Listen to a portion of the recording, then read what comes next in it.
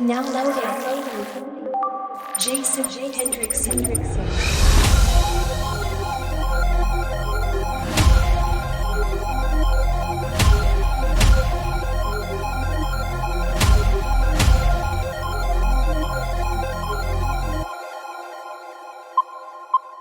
Loading complete. Hi, my name is Jason Hendrickson, and I'm a singer, songwriter, producer, published author, and a senior pastor. Wow, I wanted to be an artist ever since I was 5 years old. I knew it because I was always performing at family reunions, and I would grab my mom's pots and pans and I would beat on them. And I would also grab the cereal box.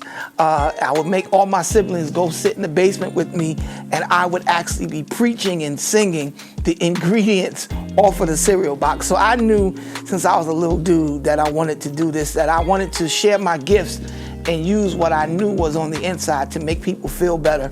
And that's what I know music does. It changes people's moods instantly, and I wanted to be a part of that process.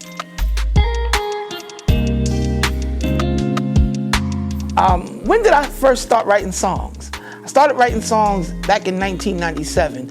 I was on tour with Queen Esther Morrow and the Harlem Gospel Singers. And one thing that I found so amazing was we would step out on stage with Queen Esther, and people would be coming from work. Some of them came from having fights with their family members, and their kids were aggravating them.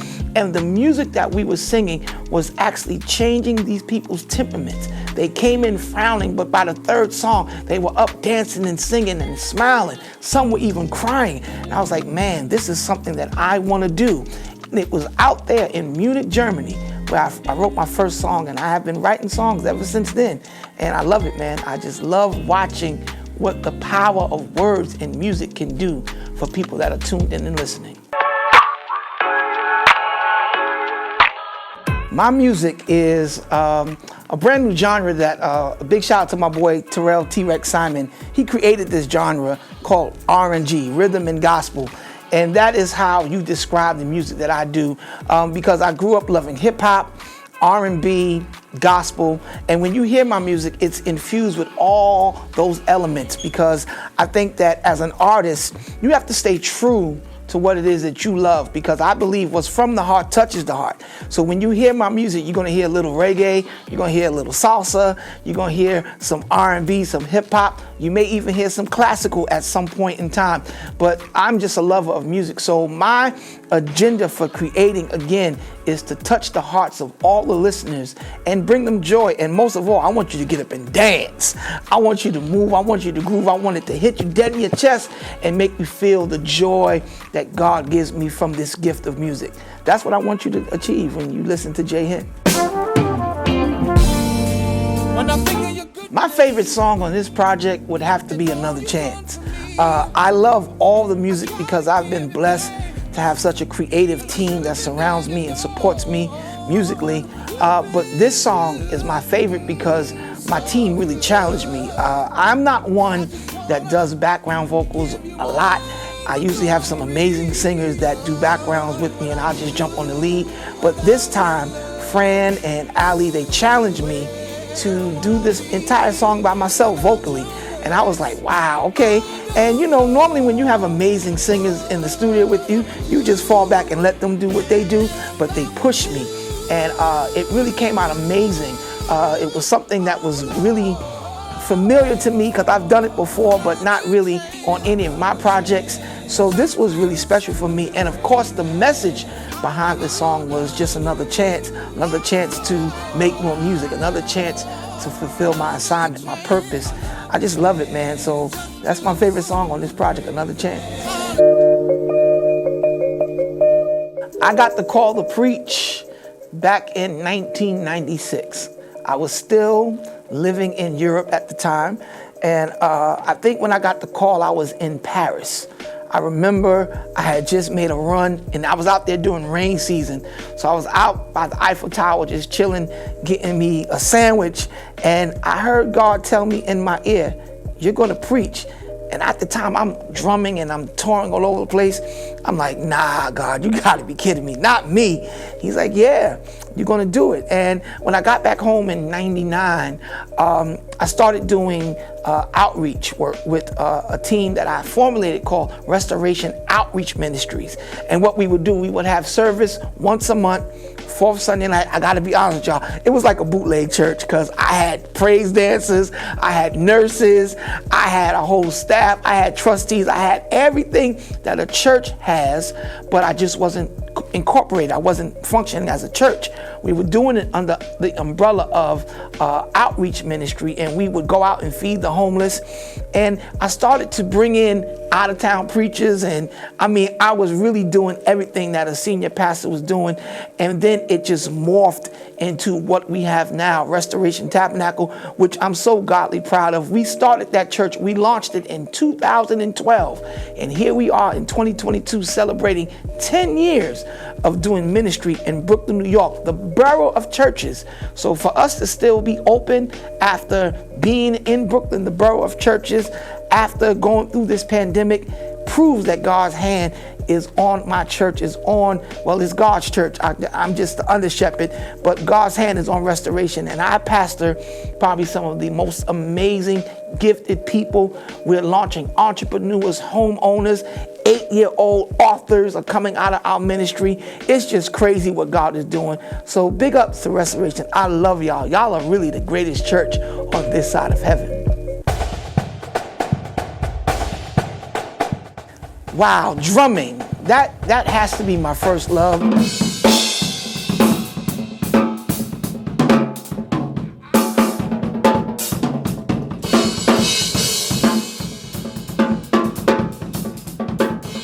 I remember being about 7 to 8 years old in the kitchen at my house with my mom.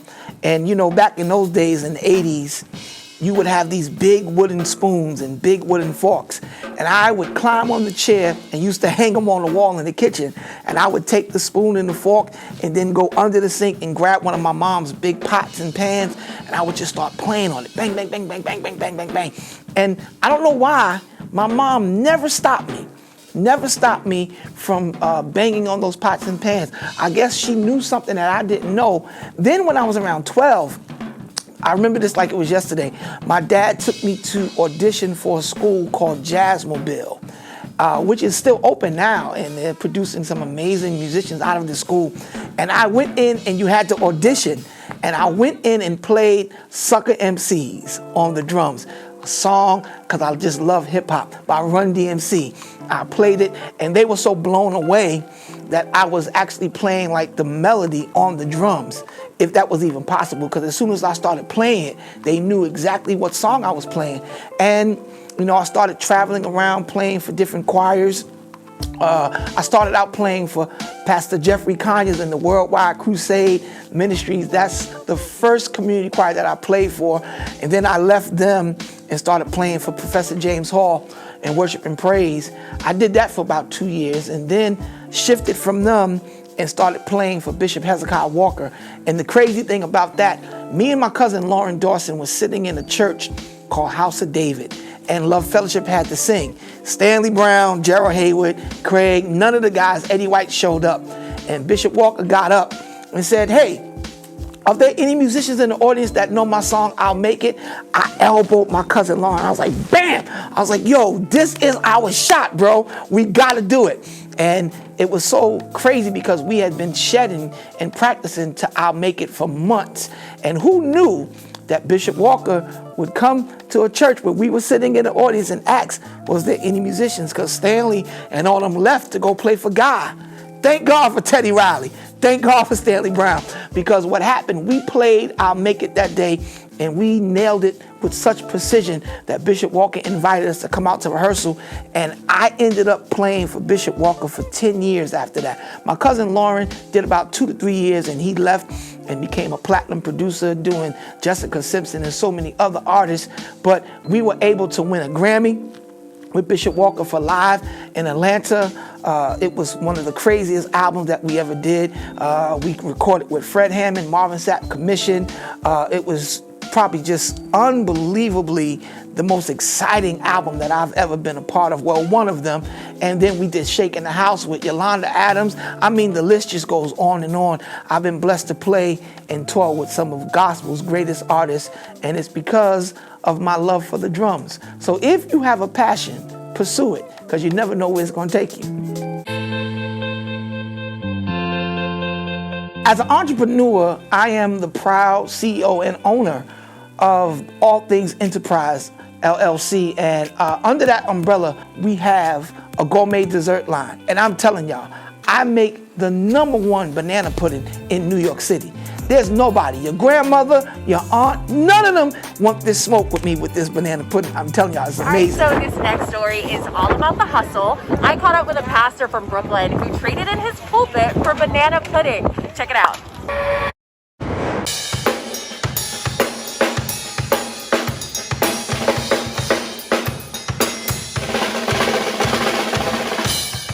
Hey, my name is Jason Hendrickson, and I am the senior pastor of the Restoration Tabernacle here in Brooklyn, New York. The banana pudding actually came from my clothing line. I started a clothing line, and then after that, we started a dessert line. And what I wanted to do, I tried to make some cakes, and all of my cakes, I made about 5. And, you know, I come from a bloodline of great bakers. So I'm thinking, you know, I got it because it's in my blood. But all of my cakes came out terrible. They were horrible. They were like this big, looked like giant pancakes. They tasted great, but looked horrible. So I said, I have to figure out something else to do, because the pandemic kind of slowed down how I was making money. I was making money traveling, of course, doing music, concerts, public speaking engagements. I said, well, what am I going to do? So I got the idea to make this banana pudding. So I called my mom, and I called my friend Nicole out in California, who are both amazing cooks and bakers. And they both gave me their own recipe. And I said, okay, I'm going to put my little je ne sais quoi in there and do what I do. And I put some stuff in there, and I just started marketing it on Facebook and all my social media platforms. And people started ordering it. And a lot of people were joking and clowning me at first. They was like, man, you ain't no baker. What you doing? You don't know how to make no banana pudding. But all it takes is just one taste. And by the time they took one spoonful, I would turn around and go back. The whole pan was gone. So I said, oh, we're on to something. It's my recipe. It is made by me. I don't have anybody else making it with me right now, but if it keeps going the way it's going, I'm going to have to hire some people. The message behind this is there's something that is laying dormant in you. There's a giant in all of us. And my hope for doing this banana pudding was to wake up the giant in everybody in my community, everybody in my church. I want you to know that there's something in you that has the ability to change the game for your family.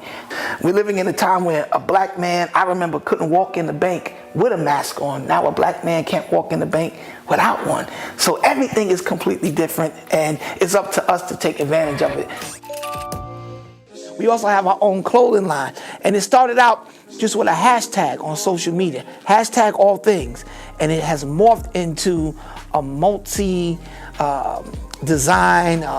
multi-faceted urban clothing line. We have stuff for kids, for ladies, for the men, sweatsuits, hats.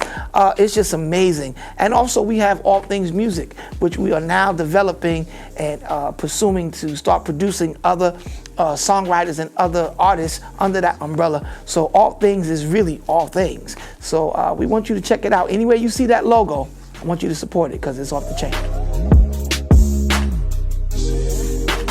What makes me a producer, and a lot of people need to understand it, it's just not somebody that makes beats. A producer is someone that sees a project from start to finish, that understands and knows what mics you use, what preamps you use, that knows who's mastering the record, who's mixing the record, who played on the record. Also, a producer has the ability to almost, I don't want to say babysit an artist, but to make an artist feel comfortable enough to take them from start to finish. Everybody cannot do that. You got to have great people skills. Of course, you got to have a great ear, but you have to be able to sit with the project from start to finish, because if not, You're just a beat maker. You're just hired help. You just work for hire. But a producer sees a project from start to end. I'm talking about artwork. I'm talking about marketing. You get involved with everything when you're a producer. And that's what I am. How do I manage it all? I have an amazing team. I have an amazing team at my church. Big shout out to Keisha Parker, Saraya Jordan, Selena. I have an amazing team with my business, Alexandra Sales, who basically keeps me on point, lets me know where I have to be. Let me tell you something. Anybody that's doing anything worthwhile, you need help. And the higher up you go, the more help you're gonna need. Let me share something with y'all. If you're climbing a mountain, right? The higher up you go, the air starts to get thin. And you need the assistance of oxygen in order just to stay on top. So the higher you go, you're gonna need help. That's how I manage all that I'm doing. And other than that, I have a crazy work ethic. I have a crazy saying, y'all, that drive overrides talent any day. So there may be people that are more talented than me, but I don't know a lot of people that's gonna outwork me. You gotta be disciplined. And again, where there is no pursuit, it's because there's no passion. So I'm extremely passionate about music, about education, about the arts, about being a creative.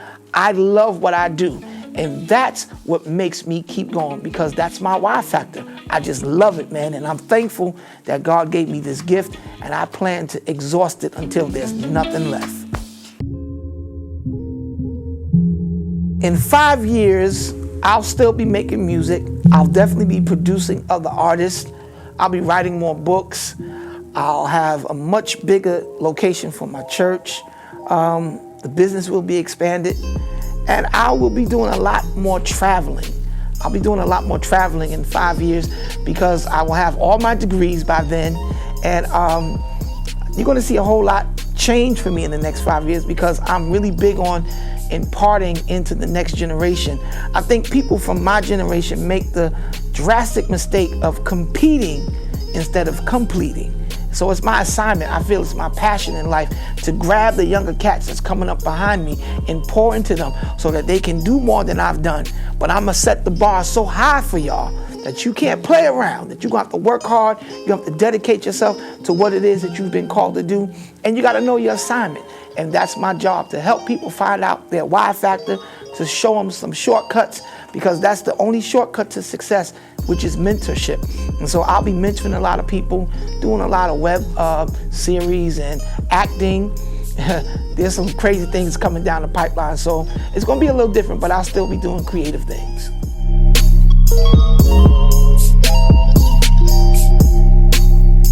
As a songwriter, I've been blessed to get a whole lot of placements, man. My first placement, rest in peace, was with Pastor Timothy Wright on the first New York Fellowship album.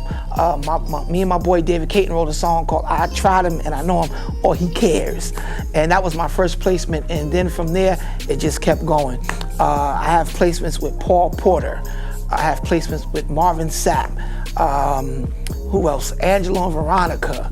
Wow, all of my albums I write on. I've been blessed to produce and write Desiree Coleman, the star of Mama I Wanna Sing. I did her whole project, me and my boy Kenny Black.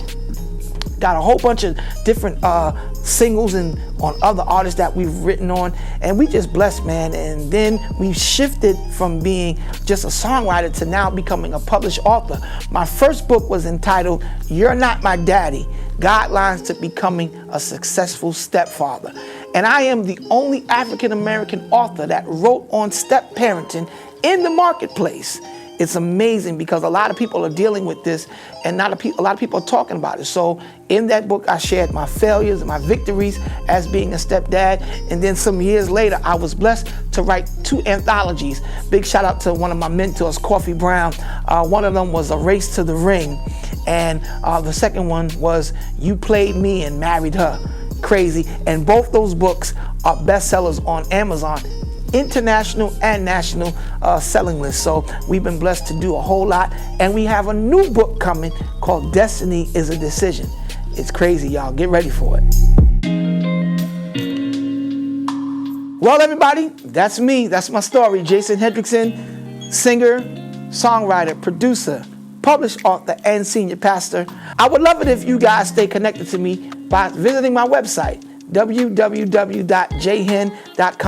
You can follow me on all social media platforms, Jason Hendrickson. I really want to stay connected to you. Let's connect. I can't wait to hear from you. God bless.